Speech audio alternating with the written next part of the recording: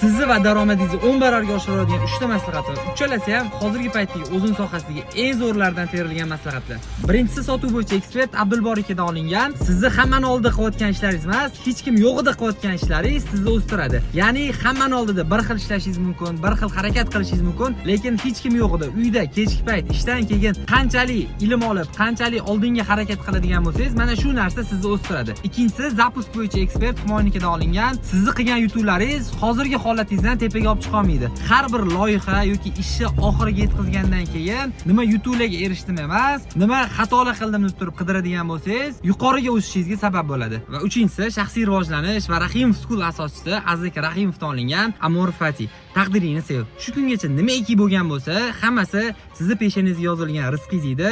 Baxtli bo'lish bu moddiy ehtiyojlarga bog'liq narsa emas. Sizni hozirgi holatingizga rozi bo'lishingizga qaraladi. Cho'nchagingizda $1,000,000 bo'lsangiz ham, hozirgi holatingizdan rozi bo'lmaydigan bo'lsangiz, baxtli bo'la olmaysiz. Ertangi kun bo'lsa, sizni qo'lingizda, bugungi harakatlaringizga bog'liq. Obuna bo'lib qo'ying, hali qiladigan ishlarimiz juda ko'p.